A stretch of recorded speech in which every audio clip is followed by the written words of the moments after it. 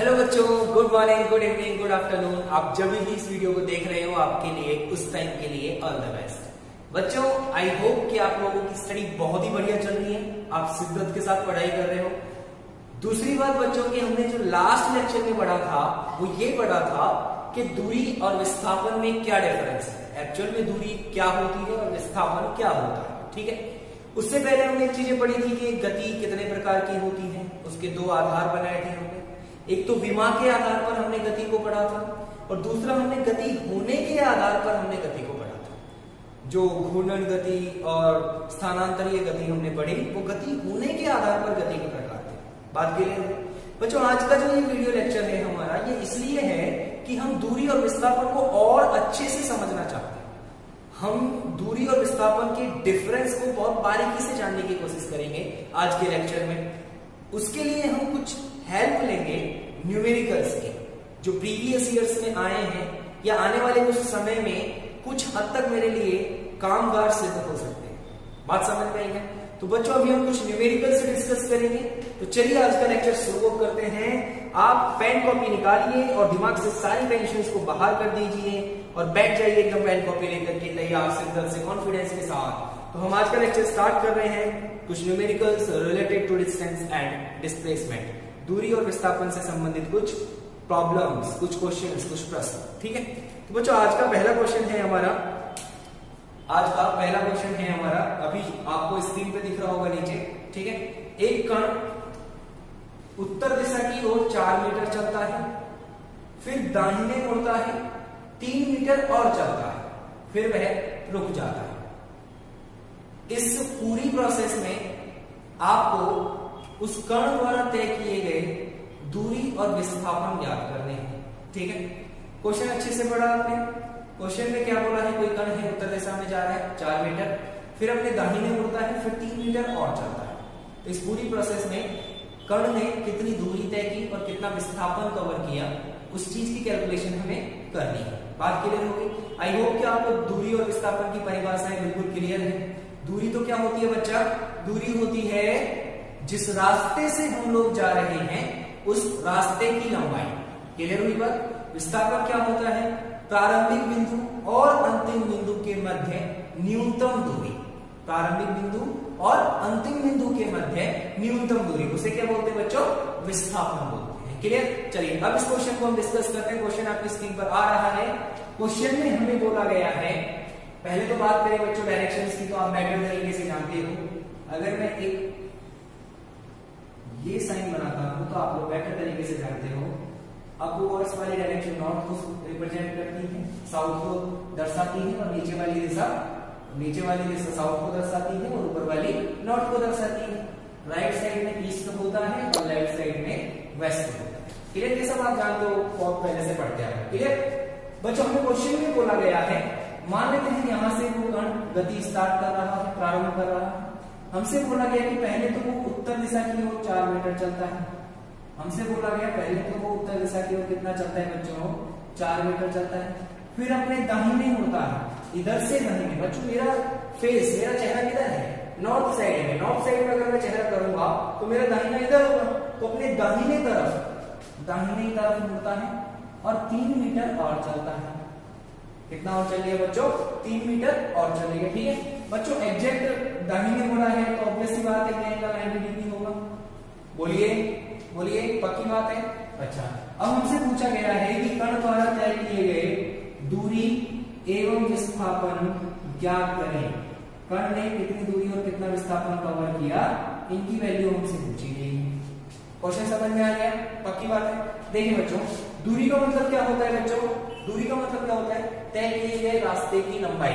चलिए बच्चों, कण इस रास्ते से पहले यहां पहुंचा, मान लो ए से बी पर पहुंचा, फिर इधर मुड़ा, इस रास्ते से सी पर पहुंच गया। बात समझ में आ रही है? तो बच्चों रास्ता कौन सा है? ए से बी और बी से सी। तो दूरी तो क्या हो गई? ए से बी प्लस बी से सी। बात समझ में आई क्या? मतलब क्या? पहले 4 meter plus 3 meter equals to 7 meter. ये तो हो गई क्या? दूरी, रास्ते की लंबाई, जिस रास्ते से आप जा रहे हो उस रास्ते की लंबाई।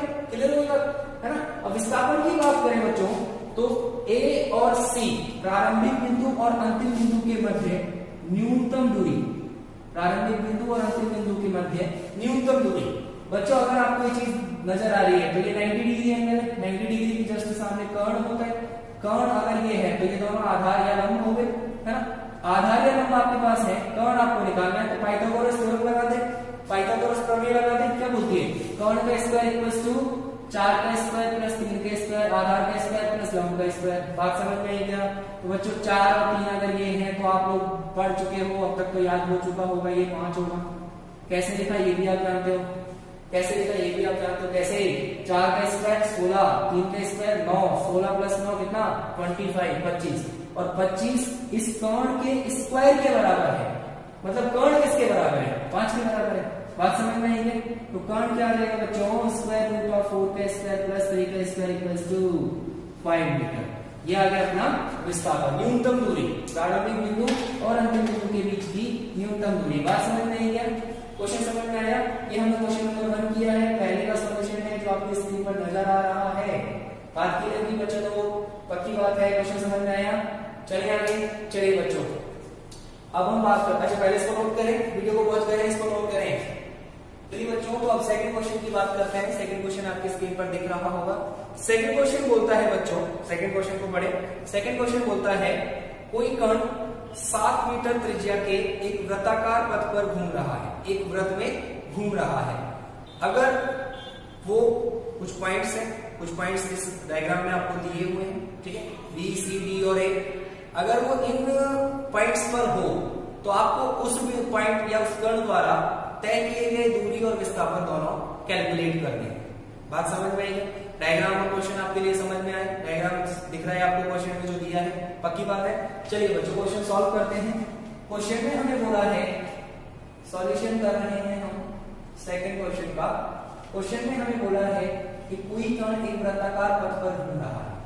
उस वृत्ताकार पथ के 4 पार्ट्स हैं, इक्वल पार्ट्स, और उन चारों पर मुझे 4 पॉइंट्स गिवन हैं, ए बी सी डी, ठीक है। उससे बोला है कि जो गति है वो ए से स्टार्ट होती है, उससे बोला है गति ए से स्टार्ट होती है, ऐसा बोला नहीं। अगर आप फोर्थ ऑप्शन पढ़ोगे तो आपको ये चीज समझ में आ जाएगी। फोर्थ ऑप्शन देखो जरा, फोर्थ ऑप्शन, फोर्थ वाला क्वेश्चन क्या बोलता है?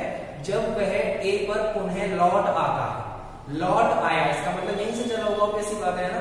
तो बच्चों एक पॉइंट से उसने मोशन करना स्टार्ट किया और मुझसे पूछा कि जब वो पॉइंट बी पर होगा, फर्स्ट पार्ट हम डिस्कस कर रहे हैं, जब वो पॉइंट बी पर होगा तो कितनी दूरी और कितना विस्थापन कवर किया होगा। यही बच्चों, अगर पॉइंट बी की बात करें तो ए से बी तक क्या वो इस रास्ते से गया और इस रास्ते से गया, तो ये वाली जो चीज है यहां से यहां तक वाली, ये होगी हमारी दूरी, बोलो रास्ते की लंबाई, है ना। तो बच्चों दूरी की बात करेंगे, एक्स की बात करेंगे, मैं एक्स की बात कर रहा हूं जब वो पॉइंट बी पर है, तो x at b equals to क्या हो जाएगा बच्चों?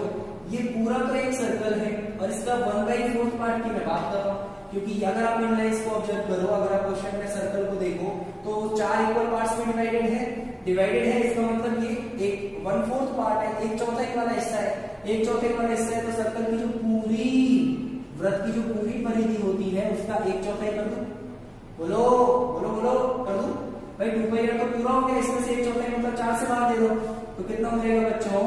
πr/2। अब क्वेश्चन में मुझे r गिवन है बच्चों, तो मैं इसको सॉल्व कर सकता हूं। 22 डिवाइडेड बाय 7 इंटू 7 कैंसिल हो गया, डिवाइडेड बाय 2 और है 2 22 11, तो आंसर आ गया 11 मीटर। दूरी तो कितनी आई बच्चों? 11 मीटर। बात क्लियर हो गई है? अच्छा बच्चों एक बात बताइए, जब ये पर्टिकुलर को 4 इक्वल पार्ट्स में डिवाइड कर रही है तो ये वाला एंगल 90 डिग्री हो गया। ये क्या है? रेडियस है। ये यहां तक क्या है? रेडियस है। ये भी रेडियस, ये भी रेडियस।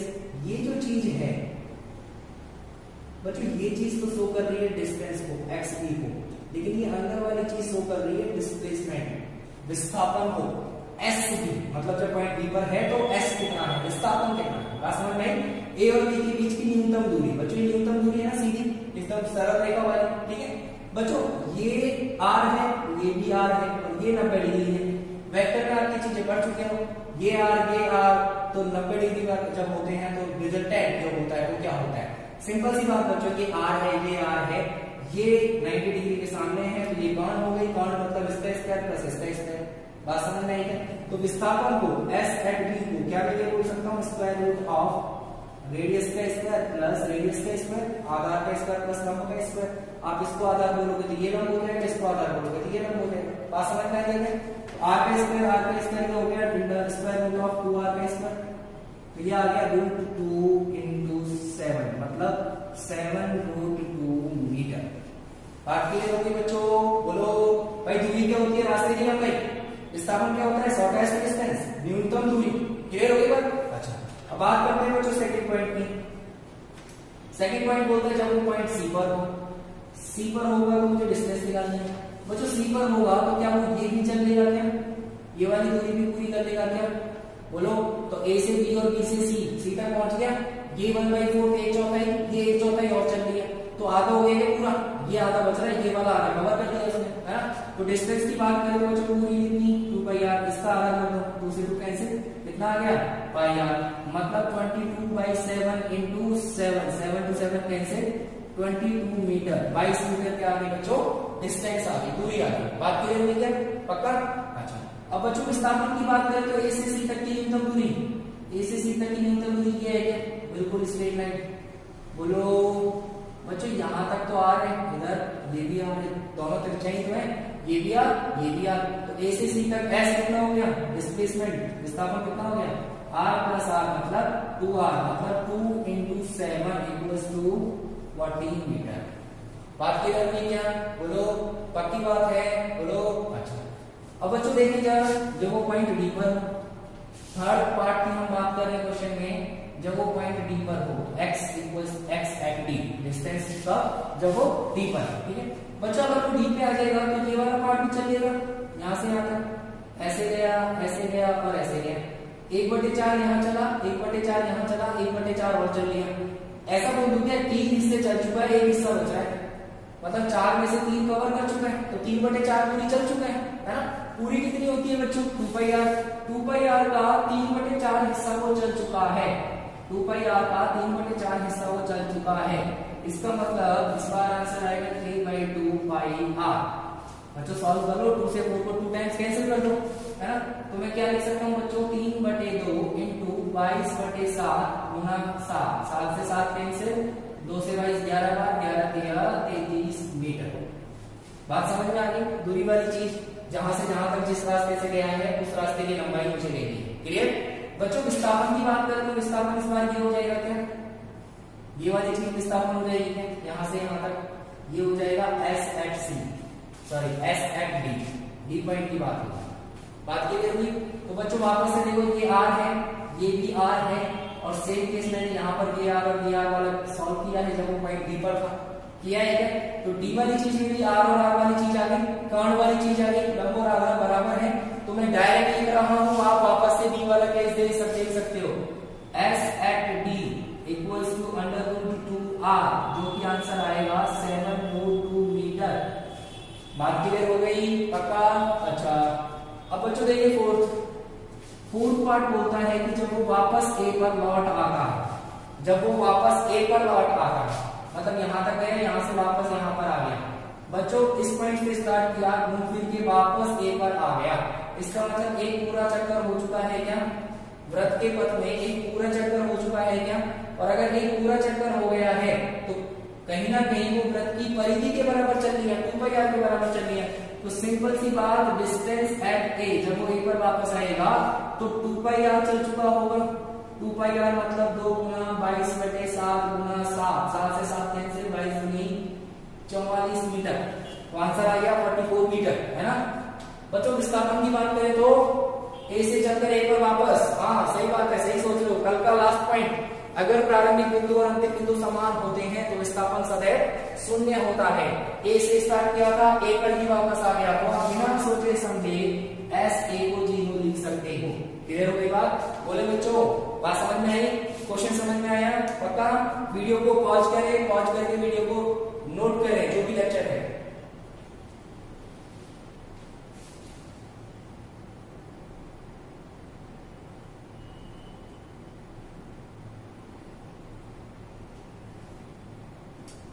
चलिए सर हुआ। देखिए बच्चों अब हम बात करते हैं थर्ड क्वेश्चन के बारे में। नेक्स्ट क्वेश्चन जो है हमारा, ये क्वेश्चन क्वेश्चन समझ में आया अच्छे से सबको? चलिए नेक्स्ट क्वेश्चन आपकी स्क्रीन पर आ चुका है। क्वेश्चन को पढ़ें जब तक मैं बोर्ड रन कर रहा हूं। बच्चों क्वेश्चन में हमें बोला गया है कि कोई व्यक्ति एक वृत्ताकार पथ में घूम रहा है, एक वृत्त में घूम रहा है, ठीक है। तो आपको उस व्यक्ति के द्वारा तय किए गए दूरी और विस्थापन, आपको उस व्यक्ति के द्वारा तय किए गए दूरी और विस्थापन का अनुपात ज्ञात करना है। कब? जब वह 1/4 एक चौथाई चक्कर पूरा कर चुका हो या आधा चक्कर पूरा कर चुका हो। बात समझ में आई? दो पार्ट है इस क्वेश्चन के। एक तो कब? जब वो पूरे वृत्त का एक चौथाई चक्कर पूरा कर चुका हो, और दूसरा क्या? जब वो आधा चक्कर पूरा कर चुका हो। तो आपको इन दोनों केसेस में उसके द्वारा तय किए गए दूरी और विस्थापन का अनुपात निकालना है। बात समझ में आई? चलिए बच्चों सॉल्व करते हैं इसको। बच्चों मुझे क्वेश्चन में बोला गया है, मैं थर्ड क्वेश्चन सॉल्व कर रहा हूं। मुझसे बोला गया है कोई व्यक्ति एक सर्कुलर पाथ, एक वृत्ताकार पाथ पर घूम रहा है, और वृत्ताकार पाथ पर घूमते घूमते कुछ जानकारी हासिल करने की कोशिश उसने की। क्या? कि भाई बताओ मेरे द्वारा जो तय किया गया विस्थापन और दूरी है वो कितना है। मैंने माना बच्चों उसने गति यहां से स्टार्ट की, ये वाला पॉइंट उसका प्रारंभिक बिंदु है, ठीक है। फर्स्ट वाले केस की बात करूंगा तो बोल रहा है जब वो एक चौथाई हिस्सा, बच्चों एक चौथाई हिस्सा ये वाला हिस्सा है बच्चों, एक चौथाई का मतलब 4 में से 1 2 3 4 पूरे हिस्से हो गए, इसमें से एक मतलब ये वाला हिस्सा है ना। तो एक चौथाई हिस्सा पूरा कर चुका हूं, मतलब वो यहां पर बात क्लियर हो रही है क्या? अच्छा बच्चों ये वाली जो डिस्टेंस है, ये वाली जो डिस्टेंस है सर्कल वाली, ये तो हो गई मेरी डिस्टेंस दूरी। मैं फर्स्ट पार्ट की बात कर रहा हूं जब 1/4 चल चुका हूं।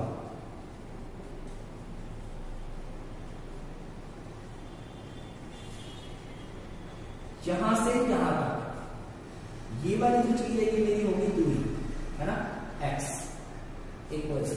बच्चों क्या ये दूरी, इसकी रेडियस मान लेता हूं r है, क्वेश्चन में r बोला है ना मुझे, ठीक है ना, कैपिटल R बोला, कैपिटल R मान लो।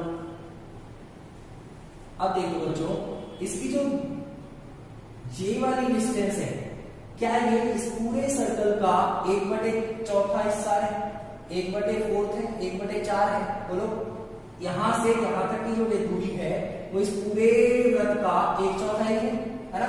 तो क्या मैं x को इस 2πr का 1/4 लिख सकता हूं? 2πr का 1/4 4 से भाग दे दो, क्या πr डिवाइडेड बाई 2 बोल सकता हूं क्या?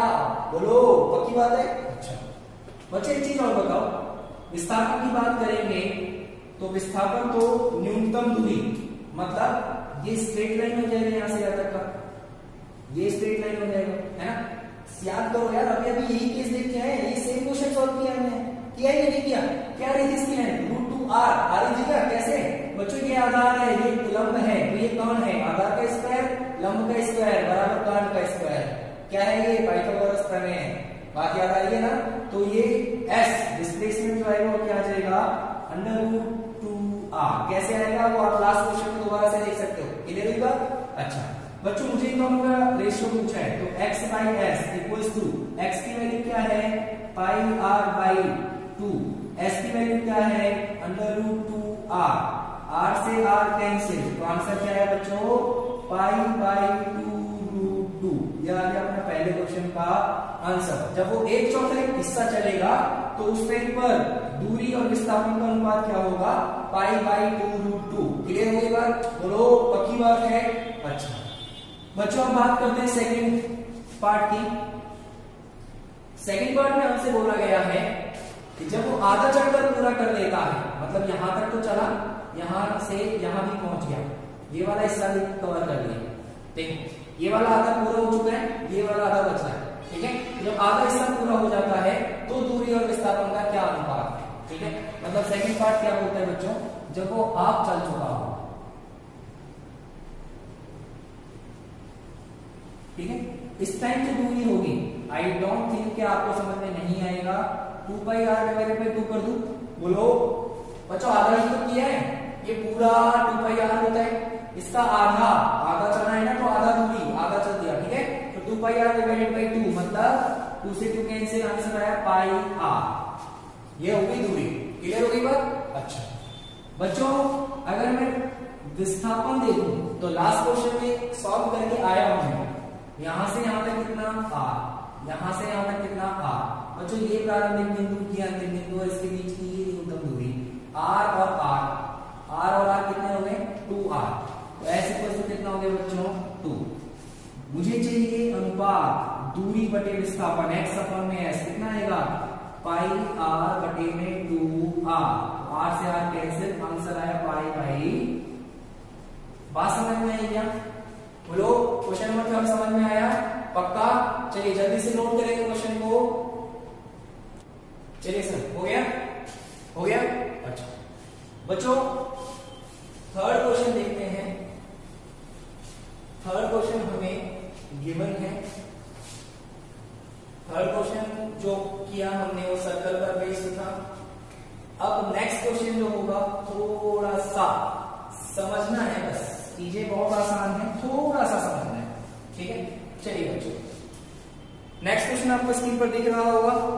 नेक्स्ट क्वेश्चन में बोला गया है एक चींटी किसी घन पर चल रही है, घन की भुजाओं पर चित्र अनुसार चल रही है, चित्र दिया है मुझे साइड में, ठीक है। मुझे निकालना है कि जब वो स्टार्टिंग से और एंडिंग वाले पॉइंट जहां पर रुकती है वहां तक पहुंच जाती है तो उसके द्वारा तय किया गया कुल विस्थापन कितना है, ये मुझे कैलकुलेट करना है, ठीक है। देखिए बच्चों हम सॉल्व करने जा रहे हैं क्वेश्चन नंबर 4। क्वेश्चन नंबर 4 होता है एक चींटी किसी क्यू की भुजाओं पर चल रही है,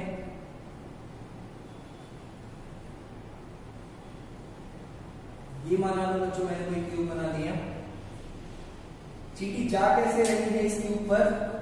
सर यहां से स्टार्ट किया चींटी ने चलना, इधर गई और फिर इधर गई। बात समझने की है सर, यहां से यहां, यहां से यहां और यहां से यहां। बात क्लियर हो रही है ना? अगर आपको ये सिस्टम ये वाला पॉइंट 3D में ऑब्जर्व हो रहा है तो आप आराम से कर सकते हो इसको, आप आराम से कर सकते हो इसको। देखो बच्चों क्या होती है विस्थापन, क्या होता है प्रारंभिक बिंदु से अंतिम बिंदु के बीच की न्यूनतम दूरी। क्या होता है बच्चों? प्रारंभिक बिंदु से अंतिम बिंदु के बीच की न्यूनतम दूरी। बात समझ में आ रही है? तो न्यूनतम दूरी जो होती है बच्चों वो क्या होती है? देखो बच्चों अगर मैं यहां से बात करूं इसको ए और इसको बी बोलता हूं तो मुझे बी वाली डिस्टेंस चाहिए, मुझे बी वाली डिस्टेंस चाहिए। बात क्लियर होगी? मुझे ये वाली डिस्टेंस चाहिए, ठीक है। अच्छा बच्चों क्यूब की बात हो रही है तो ये वाली लाइन और ये वाली लाइन आपस में 90 डिग्री का एंगल बना रही होंगी। एक्चुअल में ये है क्या बच्चों? आप इस रूम को ऑब्जर्व करो, आपके पास आप कहां बैठोगे वहां पे कोई रूम होगा, उसको ऑब्जर्व करो आप, ठीक है। उसकी 6 नंबर ऑफ साइड्स होती है, 6 नंबर ऑफ सरफेसेस होती है। कैसे? देखो जरा बच्चों, एक सरफेस, एक मेरे जस्ट सामने सरफेस, एक राइट और एक लेफ्ट, एक फ्रंट एक बैक, 2, एक राइट एक लेफ्ट, 2, 4 हो गई, एक अबव एक ऊपर अपवर्ड्स और एक डाउनवर्ड्स, 6 हो गई पूरी, है ना। तो 6 सरफेसेस से जो मिलकर बन रहा है उसको मैं क्यूब बोल रहा हूं। एक और कंडीशन है इसमें कि सारी सरफेसेस की जो साइड्स हैं वो इक्वल है, सारी सरफेसेस की जो साइड्स हैं वो इक्वल हैं, मतलब इसकी लेंथ, विड्थ और हाइट इक्वल है। बात क्लियर हुई है? ठीक है। अब बच्चों हो क्या रहा है, मान लो अगर ये एक रूम है, ये एक रूम है ना, तो इस रूम के अकॉर्डिंग जो चींटी है वो कैसे चल रही है? वो पहले तो एक साइड में ऐसे जा रही है, इस वाली साइड में ऐसे जा रही है कॉर्नर पे, ठीक है, फिर ऐसे जा रही है। बच्चों ये चीज है ना, ये कुछ ऐसे है, ये ऐसे है, ये ऐसे है, देखो जरा ध्यान से, ये ऐसे है ना। पहले तो वो चींटी ऐसे गई, फिर उस रूम की दूसरी दीवार पर मुड़ी और कॉर्नर में ऐसे चली गई, फिर यहां से वो ऊपर चढ़ गई, यहां से वो ऊपर इस कॉर्नर पे आ गई। तो बच्चों एक्चुअली में ना चीज ऐसे नहीं है, ऐसे नहीं है कि यहां से और इस कॉर्नर पे आई हो, नहीं, यहां से इस कॉर्नर पर आई लेकिन इसके ऊपर चली गई। अब वो चीज ऐसे है, इस बॉडी का डायगोनल है, इस क्यूब का एक विकर्ण बन रहा है, सामने वाले कोने से ऊपर वाला दूसरा कोना। बात समझ में आ रही? सामने वाले कोने से दूसरा वाला, सामने वाला ऊपर वाला कोना, ये वाली चीज हो रही है। क्लियर हो रही है बात पकड़? अच्छा, अब ये जो दो साइड्स हैं जो ऐसे दिखनी है, ऐसे दिखनी है ना, एक्चुअल में ऐसे हैं, ऐसे दिखनी है, ठीक है। यहाँ पर ऐसे नहीं, यहाँ से ऐसे हुई बच्चों, ये वाला एंगल तो 90 डिग्री है ना, ये है ना, ये तो 90 डिग्री है ना भाई, ऐसे ऐसे होगी, ये तो 90 डिग्री है ना, है ना। तो बच्चों मैं वही कहने की कोशिश कर रहा हूँ कि जब वो यहाँ से यहाँ जा रही है तो ये वाली चीज तो 90 डिग्री है ना, ये वाली डिस्टेंस आप निकाल सकते हो, बोलो बोलो बोलो, तो ये वाली डिस्टेंस आप निकाल सकते हो, ये वाली डिस्टेंस। अगर बच्चों ये साइड मान लो L है, ये वाली साइड मान लो L है, तो ये वाली डिस्टेंस जो है, ये वाली डिस्टेंस जो है, ये वाली डिस्टेंस हो जाएगी √2L। क्लियर होगी बात कैसे बच्चों, ये आधार ये लंब, आधार का स्क्वायर प्लस लंब का स्क्वायर बराबर कर्ण का स्क्वायर। क्लियर होगी बात। अच्छा बच्चों, अब ये जो लाइन है और ये जो हाइट है, ये वाली लाइन तो नीचे वाली सरफेस में ही तो है। कैसे, अभी अभी बात हो रही थी ऐसे, ऐसे वाली बात हो रही थी ना अभी, तो ऐसे रूम का फेस है ना, ये वाली लाइन की बात हो रही है। अभी मैंने ये वाली डिस्टेंस निकाली है, यहां से तो ऊपर जाना है उसको, ये वाली डिस्टेंस निकाली है, ये वाली डिस्टेंस निकाली है, यहां से तो ऊपर जाना है ना, तो ये वाली डिस्टेंस निकाली है। बात समझ में आ रही, ये वाली, ये अगर ऐसे 90 डिग्री है तो मैंने ये वाली निकाली है, अभी तो इसको ऊपर जाना है। क्लियर हो रही है बात ना। तो ये वाली जो डिस्टेंस है, ये इसका स्क्वायर प्लस इसका स्क्वायर, इसका कर्ण का स्क्वायर, मतलब √2L आने वाली है ये वाली डिस्टेंस। क्लियर हो गई बात। अच्छा बच्चों, अब एक बात बताओ, यहां से कोई भी लाइन ऐसे बनाओ, इसके जो ऊपर वाली लाइन जाएगी ऐसे, वो तो इस सरफेस पर जितनी भी लाइंस होंगी, देखो ये वाली लाइन को ऑब्जर्व करो, ये लाइन इस सरफेस पर जितनी भी लाइंस होंगी उन सबके साथ में 90 डिग्री का एंगल बनाएगी। बोलो, ये वाली जो लाइन है ये इस प्लेन के साथ हमेशा 90 डिग्री का एंगल बनाएगी। चाहे यहाँ पर एक लाइन ले लो तो भी 90 डिग्री का एंगल बनाएगी, चाहे यहाँ पर एक लाइन ले लो तो भी 90 डिग्री का एंगल बनाएगी। बात समझ में आ गई क्या। इसका मतलब क्या है बच्चों, ये वाला एंगल 90 डिग्री, ये वाला एंगल 90 डिग्री, और क्यूब है तो हाइट भी n होगी, सारी साइड सेम होगी, है ना। अब सारे एंगल, ये वाला एंगल 90 डिग्री हो गया, ये आधार हो गया, लंब हो गया, ये वापस एक कर्ण हो गया, कर्ण का स्क्वायर बराबर, कर्ण बराबर मैं अगर से लिखूं डायरेक्ट एक अगर मैं लिखूं जो विस्थापन है मेरा, तो कर्ण बराबर स्क्वायर रूट ऑफ, भाई कर्ण का स्क्वायर, इस स्क्वायर रूट को हटाओ, इधर स्क्वायर कर लो, तो बात वही है, बस डायरेक्ट इस टाइप लिख रहा हूं मैं, ठीक है। तो AB बराबर स्क्वायर रूट ऑफ √2L का स्क्वायर, आधार का स्क्वायर प्लस लंब का स्क्वायर। क्या हो गया बच्चों, ये √2L का स्क्वायर मतलब 2L का स्क्वायर प्लस L का स्क्वायर, L का स्क्वायर, है ना। √2L का स्क्वायर बोला तो √2 का 2 हो गया, L का L स्क्वायर हो गया। बच्चों कितने L स्क्वायर हो गए, 3L स्क्वायर, तो आंसर आएगा √3L। AB equals to √3L। इसको बोलते हैं बॉडी डायगोनल। इसको क्या बोलते हैं बच्चों, बॉडी डायगोनल, वस्तु विकर्ण। बात समझ में आई। जो बिल्कुल अपोजिट होता है बच्चों, सरफेस होती, अगर ऐसे स्क्वायर होता तो विकर्ण ये हो जाता, ये तो सरफेस का विकर्ण हो गया है ना। तो विकर्ण ऐसे नहीं है, विकर्ण ऐसे है, बॉडी वाला विकर्ण, ठीक है। एक नीचे वाले कोने से सामने ऊपर वाला कोना, बात क्लियर हुई, उसको हम बोल रहे हैं। बात समझ में आ गई क्या, ये क्वेश्चन समझ में आया विस्थापन की बात, सिंपल है। आप इस केस को डायरेक्टली याद रखेंगे कि क्यूब का जो बॉडी डायगोनल होता है वो √3 टाइम्स ऑफ साइड होता है, तो उसकी जो भुजा दी है उसका √3 गुना होता है। बात समझ में आ गई। इस केस को सीधे ध्यान रखना है, याद रखना है। क्लियर हो गई बात। चलिए बच्चा लोग इस क्वेश्चन को नोट करेंगे सर जल्दी से। हाँ जी सर, नोट कर लिया बिटाएं। अच्छा बच्चों, ये वाला क्वेश्चन इंपॉर्टेंट नहीं था, लेकिन क्यूब के घन के वस्तु विकर्ण को समझना जरूरी था, समझने के लिए इंपॉर्टेंट था, ठीक है। तो आपको ये चीजें समझ में आनी चाहिए, आपको 3D में चीजें विजुअलाइज होनी चाहिए, दिखनी चाहिए, तो मजा आता है पढ़ने में, ठीक है। अच्छा नेक्स्ट क्वेश्चन देखते हैं बच्चों। फिफ्थ क्वेश्चन आपकी स्क्रीन पर दिख रहा है। ये जो फिफ्थ क्वेश्चन है ये बोल रहा है कि एक कण एक वृत्ताकार पथ पर घूम रहा है, वृत्तीय गति कर रहा है, वृत्तीय गति कर रहा है मतलब वृत्ताकार पथ पर घूम रहा है, ऐसे ऐसे चक्कर लगा रहा है किसी एक पॉइंट पे, ठीक है। अच्छा तो आपको उस कण के द्वारा तय किए गए दूरी और विस्थापन का अनुपात बताना है, कब, जब वो थीटा कोणीय विस्थापन चल चुका हो, थीटा कोणीय विस्थापन चल चुका हो।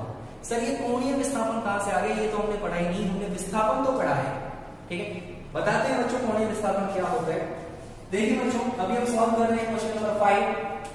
हमें बोला गया है कि कोई कण है वो वृत्तीय गति कर रहा है, कोई कण है वो वृत्तीय गति कर रहा है, मान लो ये वृत्तीय गति हो रही है, ठीक है बच्चों। यहां से मान लो उसने गति करना स्टार्ट किया, ये हो गया सेंटर, यहां से उसने गति करना स्टार्ट किया इस पॉइंट से, ठीक है। थोड़े टाइम बाद वो मान लो यहां पहुंच गया, भाई यहां पर था वो, स्टार्टिंग में ए पॉइंट पर था, थोड़ी देर बाद वो पॉइंट बी पर पहुंच गया, ठीक है। तो बच्चों हमसे पूछा है ये जो विस्थापन हुआ इसको वो बोल रहा है थीटा, इसको क्या बोल रहा है बच्चों, थीटा, इसको क्या बोल रहा है, थीटा। हमसे बोला है जब थीटा कोणीय विस्थापन चल चुका हो, मतलब ध्यान दो तो बच्चों ये वाली लाइन जब इसके साथ ऐसे सर्कल पे घूमेगी तो एक कोण बनाती जाएगी क्या, हमेशा हर टाइम के बाद में कोण बढ़ता जाएगा वापस से हमें आ जाएगा, है ना, हर टाइम के साथ बढ़ता जाएगा। बच्चों ये जितना कोण चलती है उस कोण को बोलते हैं कोणीय विस्थापन, कि कोण के अनुसार कितना विस्थापन चली है। बात समझ में आ रही है, कि थीटा कोण चली है मतलब इसका कोणीय विस्थापन कितना है, थीटा है। ये यहां थी तो ये वाली लाइन थी, यहां आ गई तो ये वाली लाइन बनेगी, है ना। तो ये वाली लाइन दोनों को जोड़ने वाली जो लाइन है वो अपनी प्रारंभिक स्थिति से कितना कोण बना रही है उसको हम बोलते हैं कोणीय विस्थापन। बात समझ में आ गई है। तो ये वाला केस जो मुझे दिया है, इनडायरेक्टली मुझे ये डायग्राम दिया है, मुझसे ये बोला है कि जब वस्तु ए से बी पर आ जाती है तो आप उसका दूरी और विस्थापन का अनुपात बताओ, ये मेरा क्वेश्चन है इनडायरेक्टली। बात क्लियर हो गई है। चलिए बच्चों सॉल्व करते हैं इसको, आप चाहो तो खुद से सॉल्व कर सकते हो, वीडियो को पॉज करें खुद से सॉल्व करें, फिर आप मेरे सॉल्यूशन के साथ में अपना सॉल्यूशन मैच करके और आंसर चेक करें। बात क्लियर है। देखिए बच्चों पहले हम बात करते हैं बच्चों दूरी की, इसने ए से बी तक दूरी कितनी चली, तो दूरी x बराबर, बच्चों ध्यान देना चीज को, दूरी के यहां से यहां तक, यहां से यहां तक ये वाली डिस्टेंस है जो इसने चली है, ये यहां से यहां से यहां से यहां से ए से बी तक गया है ना। तो जिस रास्ते से गया उस रास्ते की लंबाई निकाल लो तो दूरी मिल जाएगी क्या, बोलो बच्चों। ये जो लिख रहा है ये तो चाप है, अगर आपको इनडायरेक्टली दिख रहा है तो मैं इस बिंदु को सेंटर मान करके एक चाप बना दूं ऐसे, बोलो कितने कोण का, थीटा कोण का, है ना। अगर आपने चाप पढ़ा है त्रिज्या r मान लेते हैं, तो चाप वाला फॉर्मूला आपने क्लास 9 में रिसेंटली पढ़ा है क्या, इसका जो चाप की लंबाई होती है वो त्रिज्या और कोण के गुणनफल के बराबर होती है क्या, चाप की लंबाई बराबर त्रिज्या गुना कोण, कोण गुना त्रिज्या होती है क्या। तो बच्चों मैं बोल सकता हूं ना कि चाप बराबर कोण गुना त्रिज्या होती है, बोलो बोल सकता हूं। अच्छा तो चाप बराबर कोण गुना त्रिज्या हो गई, ठीक है। चाप क्या है, चाप की लंबाई क्या है बच्चों, दूरी, x बराबर एंगल क्या है, थीटा, त्रिज्या क्या है r, तो x बराबर क्या मैं r थीटा बोल सकता हूं। इक्वेशन 1 नाम दे देते हैं क्योंकि मुझे रेशियो निकालना है तो अभी विस्थापन भी निकालना पड़ेगा, बोलो बात समझ में आएगी। x बराबर r थीटा कैसे आया, सर कोण बराबर चाप बटे त्रिज्या पढ़ा है, कोण बराबर चाप बटे त्रिज्या, त्रिज्या को उधर ले जाओगे तो चाप बराबर कोण गुना त्रिज्या। बात समझ में आ गई क्या, पक्की बात है, ये फॉर्मूला पढ़ चुके, ठीक है। अच्छा बच्चों बात करते हैं इसकी सेकंड केस की, विस्थापन की, क्योंकि मुझे अनुपात निकालना है दोनों में, विस्थापन की बात करते हैं, विस्थापन।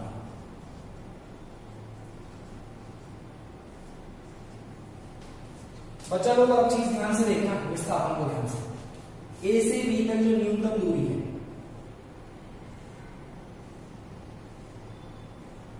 केंद्र को मैं बोल देता हूं O, ए से बी तक जो न्यूनतम दूरी है इसको बोल रहे हैं विस्थापन S। क्लियर है, यही तो है मेरा विस्थापन S, है ना। मैं इसी डायग्राम को थोड़ा सा बड़ा करके यहां बना रहा हूं बच्चों। ये पॉइंट हो गया मेरा O, यहां से एक पॉइंट है नीचे इधर की तरफ A, और एक पॉइंट है इधर B, और एक पॉइंट है S। ये वाला डायग्राम बन रहा है क्या, बोलो बोलो बोलो, है ना। ये वाला डायग्राम बन रहा है, ये जो चीज है ये है विस्थापन S, ये है विस्थापन S, ठीक है। अच्छा बच्चों मैं कुछ एरोज लगा रहा हूं, ध्यान से देखना, रैंडमली कुछ एरोज लगा रहा हूं, कैसे,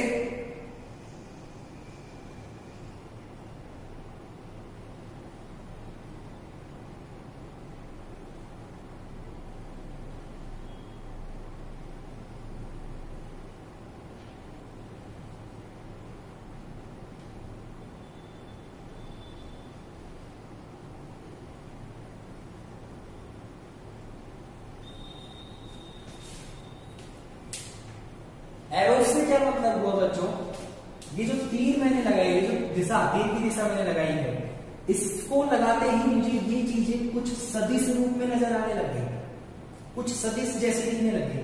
सदिश भी तो ऐसा ही होता है ना, एक तीर के जैसा होता है ना। तो अब मैं अगर इनको एक सदिश मान करके चलूं, अगर इनको मैं एक सदिश मान करके चलूं, तो बच्चों ये वाला सदिश, इसको क्या मैं ओ से ए वाला सदिश बोल सकता हूं, ओ ए वेक्टर बोल सकता हूं। बच्चों ये वाला सदिश क्या मैं इसको ओ बी वेक्टर बोल सकता हूं, ओ से बी वाला सदिश, है ना। और क्या मैं इस सदिश को ए से बी वेक्टर बोल सकता हूं, ए बी वाला सदिश ए से बी वाला, बोलो बोल सकता हूं क्या, है ना। और सदिश योग का त्रिभुज नियम आपने पढ़ा है, सदिश योग का त्रिभुज नियम आपने पढ़ा है। सदिश योग का त्रिभुज नियम क्या बोलता है कि अगर किसी त्रिभुज की दो भुजाएं, बच्चों ये एक ट्रायंगल बन रहा है, त्रिभुज बन रहा है, तीन भुजाएं, ठीक है। अगर किसी त्रिभुज की कोई दो भुजाएं, ओ से ए और ए से बी, इन दो की बात कर रहा हूं मैं, ओ ए और ए बी, ठीक है।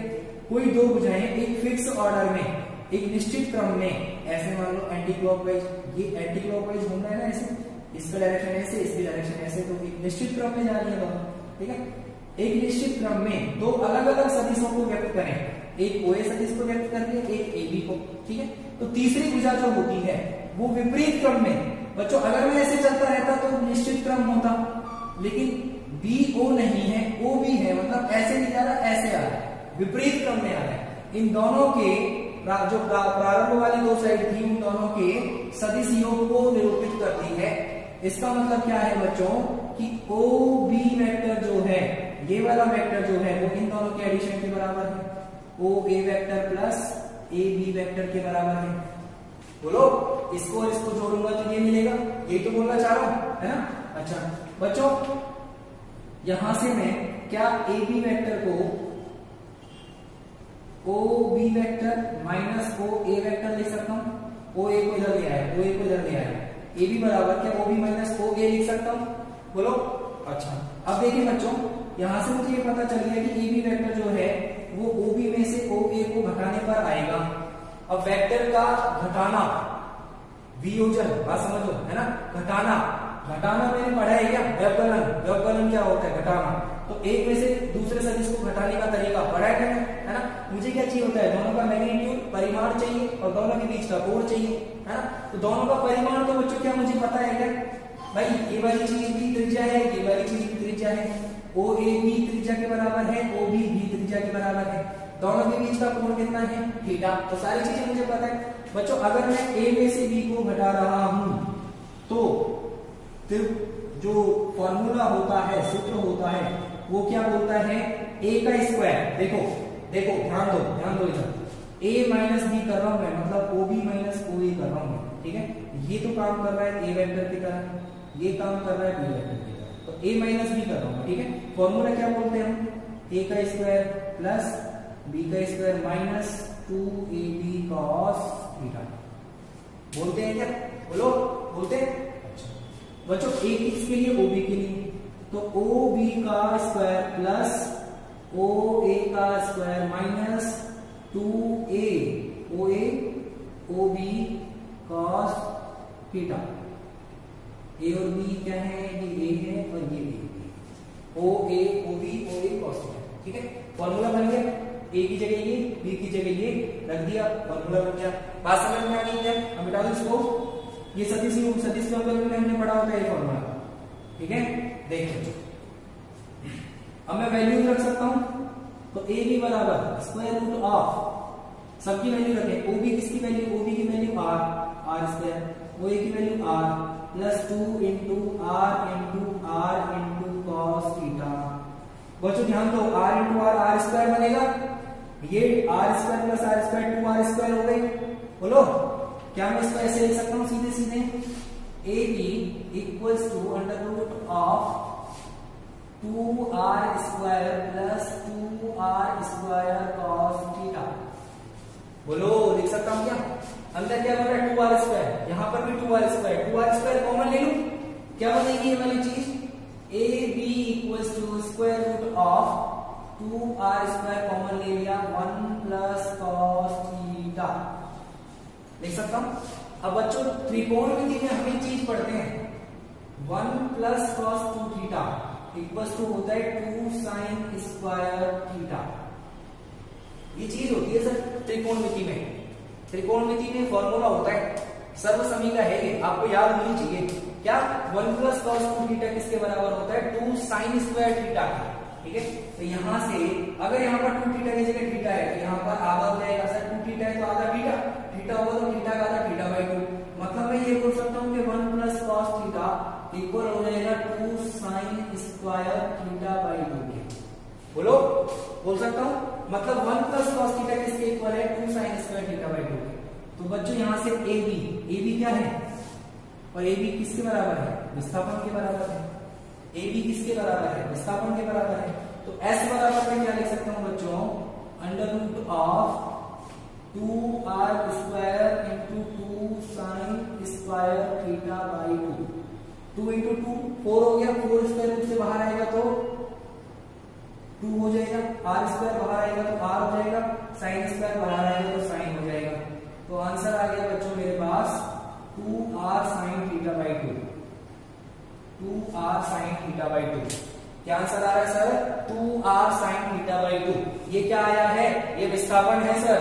दूरी क्या थी r थीटा, विस्थापन क्या है 2r साइन थीटा बाई 2। ये कब है, जब कोई भी थीटा कोण चला हो, जब कोई भी थीटा कोण चला हो तो S बराबर क्या आ रहा है 2r sine theta by 2। Theta कोण पर दूरी कितनी होती है r इंटू थीटा। बात क्या ध्यान रखनी है बच्चों, थीटा दोनों ही जगह, ये जो थीटा है ये रेडियन में है, ये रेडियन में है, डिग्री में नहीं है, किसमें है रेडियन में। क्लियर कोई बात, रेडियन में रखना है। ठीक है, अच्छा बच्चों विस्थापन भी मुझे मिल गया, दूरी भी मेरे पास है। तो क्वेश्चन में क्या पूछा है मुझसे, क्वेश्चन में क्या पूछा है मुझसे, दूरी और विस्थापन का अनुपात। तो दूरी बटे में विस्थापन मतलब क्या, x बटे में s। क्या आएगा सर, x कितना है r थीटा, s कितना है 2r sine theta by 2। r से r कैंसिल, तो बच्चों दूरी और विस्थापन का आंसर आता है theta by 2 sine theta by 2। बात समझ में आई क्या बच्चों? आप चाहो तो इस रिलेशन को देखो, जो विस्थापन हो रहा है ना कि जब कभी भी वृत्तीय पाथ पर हम थीटा एंगल चलते हैं तो हमारा विस्थापन कितना होता है 2r sin थीटा बाई 2। जब कभी भी किसी भी वृत्तीय पाथ पर हम थीटा एंगल चलते हैं तो हमारा विस्थापन कितना होता है 2r sin थीटा बाई 2। इस रिलेशन को और चाहो इस रिलेशन को, दोनों ही संबंधों को, दोनों ही फॉर्मूलों को डायरेक्ट याद रख के चलना है।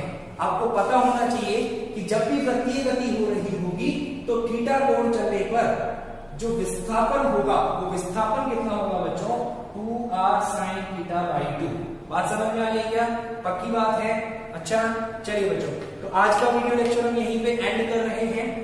आगे के लेक्चर्स में हम कुछ और वेरिएबल्स पढ़ेंगे, कुछ और चर राशियां पढ़ेंगे जो गति से संबंधित होंगी, जिनके बारे में और अच्छे से समझेंगे और जो गति को और अच्छे से डिफाइन करेंगे, परिभाषित करेंगे, समझाएंगे।